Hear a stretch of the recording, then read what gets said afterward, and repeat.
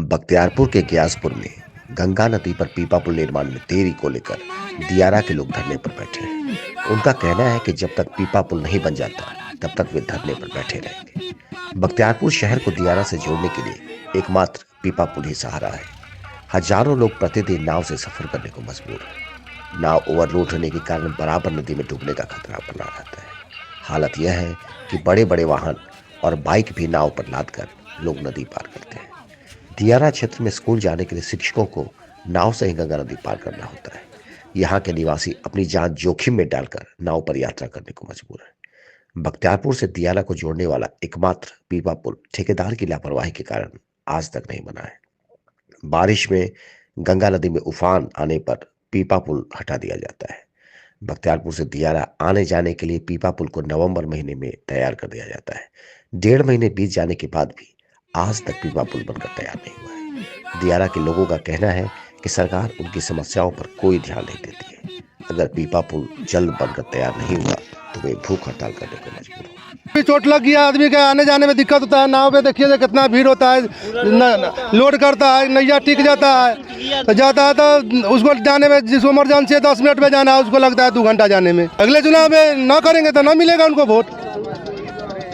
इसे थोड़ा हुआ, जनता की दिक्कत हो रहा है जाने में आने में। पीपा पुल के तो समस्या है कि देख लीजिए क्या हो रहा है से ये 2 महीना से जितना जो जनता पब्लिक जो है से नाव पर चढ़ता है या गिरता है। ये ठेकेदार जो है से ठेकेदार एकदम हवा खा रहा है।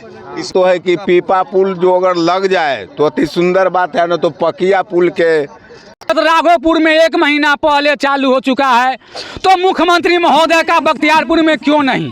आज हमें क्यों धरना पर बैठना पड़ रहा है? इसका जिम्मेवार कौन?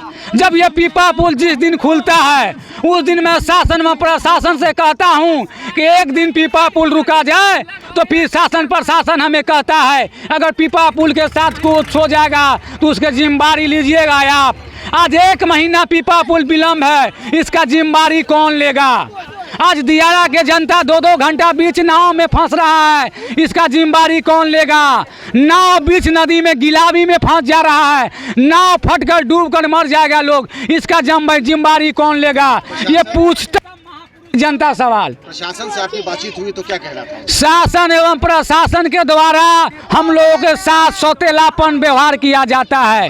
नेता एवं अधिकारी के द्वारा हम लोगों के साथ सौतेलापन पर सौतेला व्यवहार किया जाता है।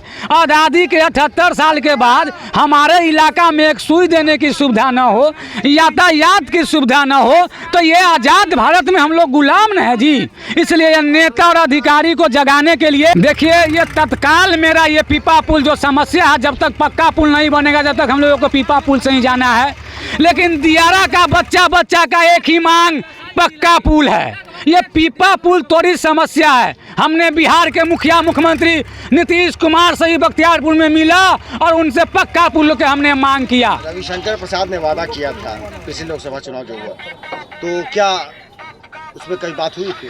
देखिए, रविशंकर प्रसाद जी को हम भगोड़ा सांसद मानते हैं, पता सांसद मानते हैं, इसलिए उनका हम चर्चा ही नहीं करते हैं। एक दिन भी संसद भवन में अपना क्षेत्र के बारे में अगर वो सवाल उठाए होंगे तो मैं राजनीति छोड़ दूंगा। अगर वो चुनाव जीतने के बाद दियारा इलाका में अगर एक दिन भी आए होंगे तो मैं पुरुषोत्तम कुमार माँ गंगा की शपथ लेता हूँ, उस दिन ही राजनीति छोड़ दूंगा। मांगे पीपा पुल, दियारा के बूढ़ा मांगे पीपा पुल, दियारा के माता मांगे पीपा पुल, दियारा के नौजवान मांगे पीपा पुल, दियारा के बच्चा मांगे पीपा पुल। हमने यह शासन प्रशासन एवं पीपा पुल ठेकेदार को अल्टीमेटम दे दिया था कि 15 दिसंबर आपका होगा और 16 दिसंबर से मेरा होगा। आज 16 दिसंबर हो गया है और आपका भाई आपके आवाज के लिए आपके साथ खड़ा है।